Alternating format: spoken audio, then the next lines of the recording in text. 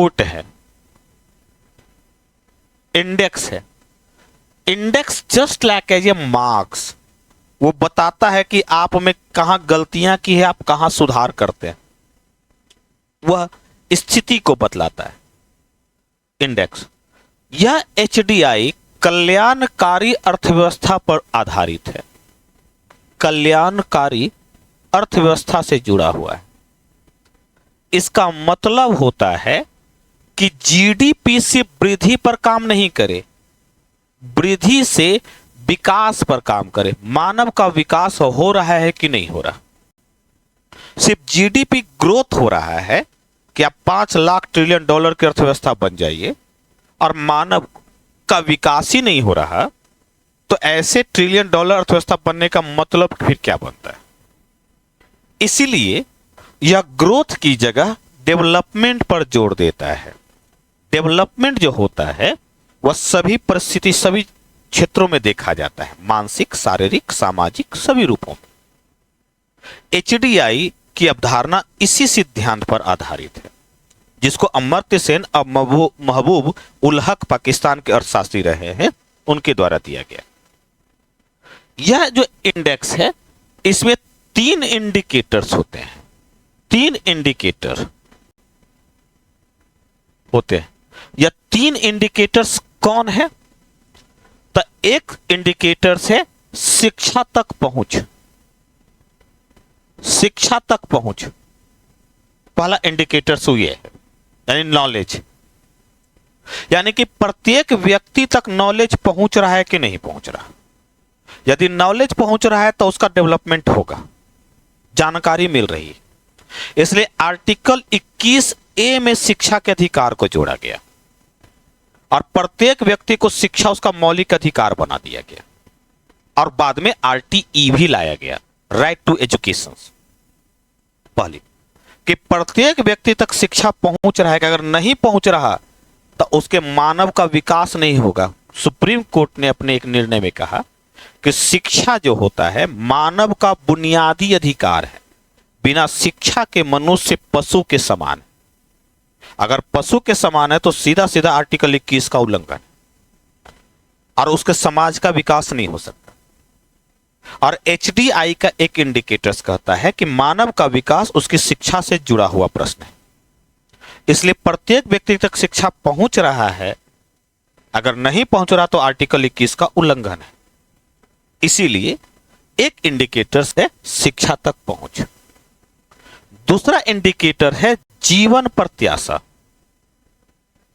जीवन प्रत्याशा का मतलब है कि उसका लाइफ साइकिल कितना दिन का है, कितना दिन जीता है। तो जीने के लिए आपको क्या चाहिए? पोषण। जीने के लिए चाहिए क्या? भोजन। और भोजन में क्या चाहिए? पोषण युक्त भोजन, ये ना चाहिए। जीने के लिए क्या चाहिए? बुनियादी स्वास्थ्य सुविधा, ताकि हम बीमार पड़े तो हमारे लिए दवाइयां उपलब्ध हो, वैक्सीन उपलब्ध हो, जीने के लिए है ना चाहिए। इसीलिए जीवन प्रत्याशा में भोजन को भी शामिल किया गया है, जीवन प्रत्याशा में स्वास्थ्य को भी शामिल किया गया है। जब ये बढ़ेगा, जीवन प्रत्याशा बढ़ाने के लिए आपको क्या चाहिए? साफ सफाई, स्थल साफ रहेगा, तभी ना आप गरिमापूर्ण जीवन जिएगा, तभी ना स्टैंडर्ड लाइफ साइकिल बढ़ेगा। जब भारत आजाद हुआ तो उस समय भारत का लाइफ साइकिल था कितना? 30 वर्ष। वर्तमान में लाइफ साइकिल बढ़ करके 69.7 बिहार का, और लगभग पूरे भारत का 69.9 वर्ष, लगभग 70 वर्ष। जापान का 100 वर्ष है। अब सोचिए कि आप 30 साल पीछे हैं, और बिहार तो अन्य राज्यों के मुकाबले पीछे है, अन्य राज्यों के मुकाबले बिहार पीछे है। इसका मतलब यह है कि बिहार में कहीं ना कहीं एचडीआई में दिक्कत है। इसलिए नीति आयोग द्वारा जो रिपोर्ट जारी होती है एचडीआई का राज्यों के संबंध में, वो देखिए बिहार की स्थिति कितना गड़बड़ है। यानी कि सीधा सीधा मैं मान के चलूं कि आर्टिकल 21 का सीधा सीधा उल्लंघन है। क्लियर? और तीसरा, जीवन स्तर, लाइफ स्टैंडर्ड। जीवन स्तर के लिए क्या चाहिए आपको? ऊर्जा। जीवन स्तर के लिए क्या चाहिए? आवास। जीवन स्तर के लिए क्या चाहिए? साफ सफाई, यही ना, साफ पानी, पीने का साफ पानी, साफ पर्यावरण, अगर ये नहीं है बंधु, तो मानव का विकास हो पाएगा? इसीलिए एचडीआई में विकास के तहत एचडीआई में इसको जोड़ा गया। और ये टोटल काम आर्टिकल 21 का विस्तार करता है। यह टोटल आर्टिकल 21 का विस्तार करता है कि सरकार को यह काम करना चाहिए, वरना फंडामेंटल राइट्स का सीधा सीधा उल्लंघन। और यदि मेरा फंडामेंटल राइट्स का उल्लंघन है तो आर्टिकल 32 मेरे पास है। यदि मेरा फंडामेंटल राइट्स का उल्लंघन है, मुझे शिक्षा नहीं मिल रही है, मुझे भोजन नहीं मिल रहा है, तो सीधा सीधा आर्टिकल 21 का उल्लंघन और मैं फंडामेंटल राइट्स का उल्लंघन, तो मैं सीधा कोर्ट पहुंचूंगा और आर्टिकल 32 के माध्यम से याचिका दायर कर दूंगा। यही कारण है जनहित याचिकाओं के माध्यम से समय समय पर आपको दिखाई देगा। और इन जनहित याचिकाओं ने मौलिक ढांचा का, इन जनहित याचिकाओं ने आर्टिकल 21 का विस्तार कर दिया। यही कारण आप सुनेंगे सबसे ज्यादा कॉन्ट्रोडिक्शंस आपको दिखेगा। और इस जनहित याचिकाओं ने मानवीय विकास को बढ़ावा दिया, जिससे न्यायिक सक्रियता, न्यायिक समीक्षा जैसी अवधारणा में वृद्धि हो। तो एचडीआई इस संकेतक पर आधारित है। अच्छा, भारत का स्थान एचडीआई में बड़ा नीचे है विकासशील देशों में, और कितना है? 126वां स्थान 2023 के रिपोर्ट के अनुसार। नहीं, अब सोचिए बंधु, हमसे तो बेहतर बगल वाला पड़ोसी है, वो हमसे बेहतर है, यानी कि उसका एचडीआई बेहतर है देन हमारी अपेक्षा। मान के चलिए, यानी कि वो हमसे ज्यादा डेवलप है, विकास कर रहा है। इसलिए भारत सरकार समय समय पर इसको बढ़ाने के लिए, एचडीआई को बढ़ाने के लिए कोई भी सरकार प्रयास करती है, कोई भी सरकार प्रयास करती है। नहीं, तो अब प्रयास में दोनों प्रयास न हो रहा है। एक केंद्र सरकार भी प्रयास कर रही है और एक राज्य सरकार भी प्रयास कर रही है, ताकि एचडीआई में स्थान ऊंचा रख सके और आर्टिकल 21 को सुनिश्चित किया जा सके और विस्तार किया जा सके। क्यों? क्योंकि राज्य का कर्तव्य है, राज्य का कर्तव्य है डीपीएसपी के तहत, डीपीएसपी के तहत कि राज्य लोक कल्याणकारी राज्य की अवधारणा से प्रेरित है। लोक कल्याणकारी राज्य की अवधारणा से प्रेरित है, यानी कि लोगों के का कल्याण करेगा, लोगों का कल्याण करेगा।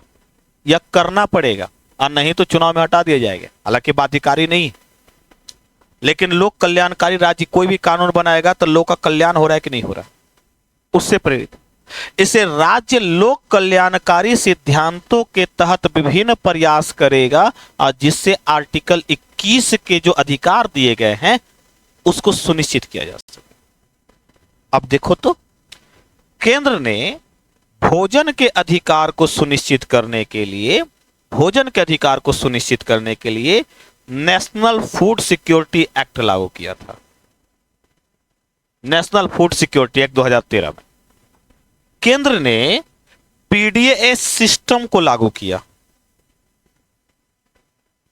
नहीं, केंद्र ने हाल ही में one nation one ration card लागू किया, ताकि जो माइग्रेंट लोग हैं, जो प्रवासी लोग हैं, उनको भोजन मिल सके। केंद्र ने हाल ही में 5 किलो मुफ्त अनाज की घोषणा की।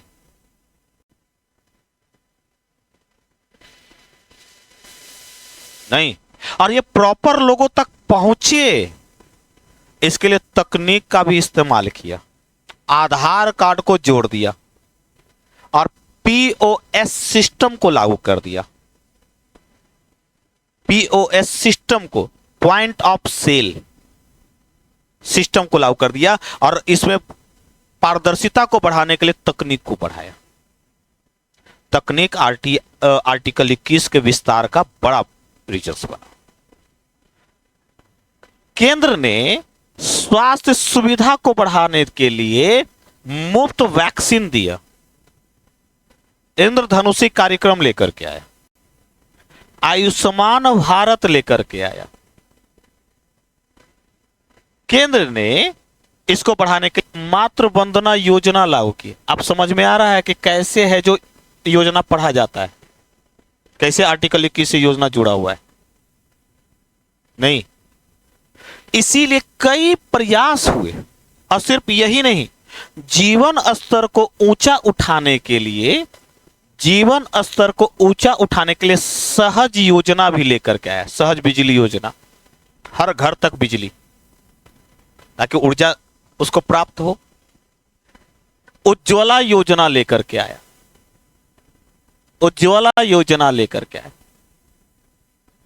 और ऑलरेडी आर्टिकल 21 में उल्लेख है इसका, है ना। उज्ज्वला योजना जो महिलाओं को है, जो सिलेंडर प्रदान करता है, ये सब क्या है, तो उच्च जीवन स्तर को बढ़ाने के लिए, साथ ही सफाई के लिए राष्ट्रीय स्वास्थ्य स्वच्छता अभियान को लॉन्च किया, ये केंद्र तो के द्वारा। वहीं राज्य के द्वारा भी कम प्रयास नहीं हुए। बिहार राज्य की यदि बात कर ले, बिहार राज्य की, तो महिलाओं के विकास के लिए, और साथ साथ आप देखिए ना, शिक्षा के लिए, राष्ट्रीय शिक्षा के लिए बालिका साइकिल योजना लेकर के आए। नहीं, आप देखिए पोशाक योजना लेकर के आए। नहीं, मिड डे मील योजना, अब पोषण योजना हो गया है, भोजन की सुविधा के लिए। नहीं, तो ऐसा प्रत्येक सरकार करती है। हाँ, अब ये योजना कितना लागू है, कितना नहीं है, इस पर प्रश्न चिन्ह खड़ा हो सकता है, वो अलग बात है। लेकिन सरकार द्वारा समय समय पर इस संबंध में प्रयास किए जाते रहे। इससे एचडीआई को बढ़ावा मिलेगा और साथ ही इससे आर्टिकल 21 का भी विस्तार होगा। अगर ये नहीं होता है, सरकार नहीं करती है, तो कोर्ट तो है हमारे पास। नहीं, हालांकि डीपीएसपी को लेकर के नहीं जा सकते, लेकिन फंडामेंटल राइट्स को लेकर के तो जाया ही जा सकता है। जीएचआई को आप समझिए,